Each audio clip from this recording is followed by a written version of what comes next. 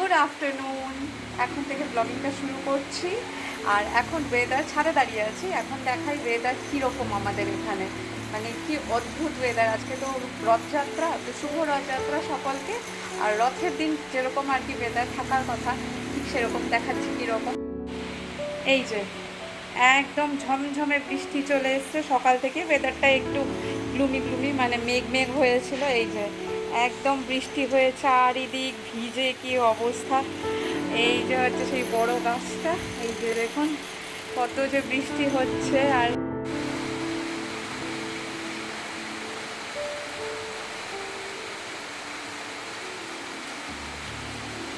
এদিকে আমার কাজ হয়ে গিয়েছে, কাজ বলতে এরকম স্নান হয়ে গিয়েছে।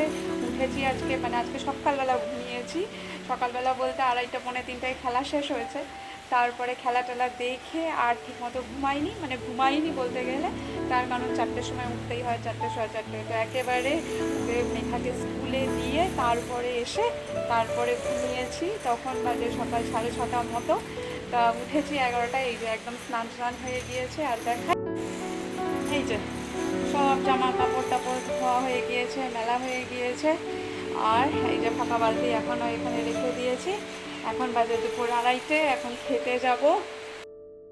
বৃহস্পতিবার, তাই জন্য একদম নিরামিষ সুন্দর খাবার, ঝরঝরে ভাত, তার সাথে ভেন্ডি আলু একটু পোস্ত দিয়ে ভাজা, তার সাথে ডাল, তার সাথে বড়া ভাজা, এই সমস্ত কিছুই ছিল সবজি চাটনি, সব কিছু দিয়ে একটা জমজমাট খাওয়া দাওয়া হয়েছে। আর রথের জন্য মানে আরও স্পেশাল ওই যে গজা বানিয়েছে পরের দিকে, সেটা তো সন্ধেবেলার দিকে বানিয়েছে। যাই হোক, তার সাথে পাঁপড় ভাজাও ছিল আজকের লাঞ্চে। আজকে কিন্তু লাঞ্চ আইটেমটা খুব ভালো হয়েছে। আর নিরামিষ দিনে না দারুণ লাগে। অবশ্যই আজকে ব্রেকফাস্টও খুব ভালো হয়েছে। জানিস আজকে আমি কি খেয়েছি? লুচি খেয়েছি।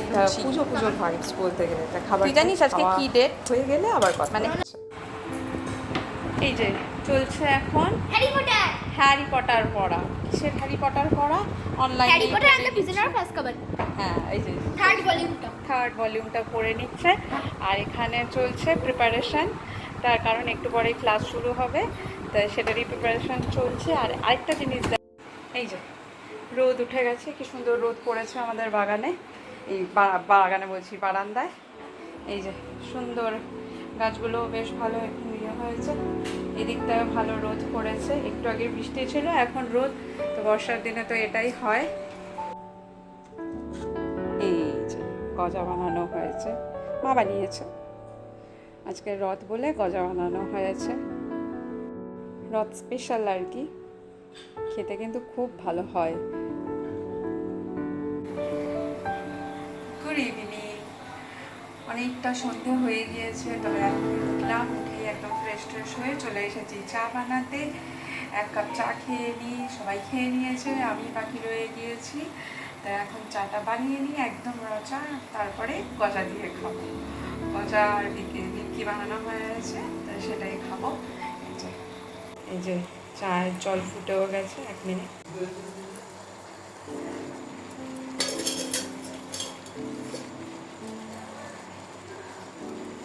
এই যে এই পাতা চা দিয়ে লাল চা তৈরি করা হয়। তা এই যে পাতা চা, এই পাতা চা দিয়ে, আর মা বাবা তো খায় গ্রিন টি। যাই হোক, এই যে ফুটে উঠেছে, একটুখানি চিনি দেবো, তার এই চা তৈরি।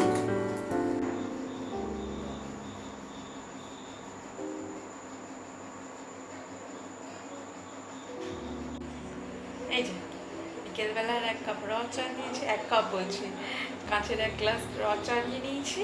এবার চা একটু বেশি নিয়েছি। এবার নেব গজা বা নিমকি, যেটাই হোক নেব। মেঘাকে ঘুম থেকে তুলতে হবে। চায়ের সাথে নিমকি দিয়ে খাচ্ছে, কিন্তু তার আগে খেয়েছি একটা গজা খেতেই হবে, এত সুন্দর হয় টেস্ট। মায়ের হাতে বানানো এই গজা খেতে খুবই ভালো লাগে। তো সেটা খেয়ে নিয়েছি আগেই, তারপরেই এই যে নিমকি বের করেছি। নিমকিও খুব ভালো হয়েছে। তো নিমকির সাথে এই চাটা খেতে তো দারুণ লাগে, কি বলবো, জাস্ট জমে যায় আর কি। এখন বসে বসে আয়রন করছি, তার কারণ এতগুলো আয়রন প্রথম জমে গিয়েছে, আর অনেকটা রাতও হয়ে গিয়েছে। আর কি বলবো, রাত হওয়ার ফলে যেটা হচ্ছে এত রাত্রে আমি আর কি আয়রন করতে ভুলে গেছিলাম। ভুলে গিয়ে এই যে এখন আয়রন করতে বসে কালকে একটা বিশেষ কাজ আছে। এখনই যদি কাজকর্মগুলো একটু এগিয়ে রাখি তাহলে সবচেয়ে ভালো হয়, যাতে আগামী কাল একটু ফ্রি থাকতে পারি। কারণ দরকার আছে কালকে ফ্রি থাকার। তার মধ্যে মেয়ের স্কুলেও একটা কাজ আছে। তা এখন সমস্ত কিছু এই যে মাত্র একটা আয়রন করেছি, এখানেই টাঙিয়ে টাঙিয়ে রাখছি। আর এটা না মানে বর্ষাকালে একটু ভেজা ভেজা সাথে সাথে ছিল, সেই জন্য এখানে টাঙিয়ে রেখেছিলাম। একটু অগোছালোই হয়ে আছে, কিন্তু কিছু করার নেই। অনেকগুলো আয়রন নিয়ে বসেছি আপাতত। চলো তাহলে এখন আয়রন করি বসে বসে। This কয়বার black pieces দিয়ে দিয়েছি কতবার।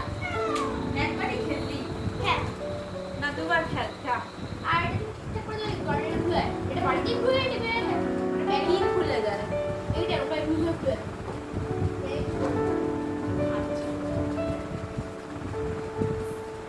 আর এই জিনিস এই যে এসে দিয়ে গেল যে বোর্ডটা, সেটা হচ্ছে সেটা নিয়েই দরকার আর কি। আয়রনের তারটা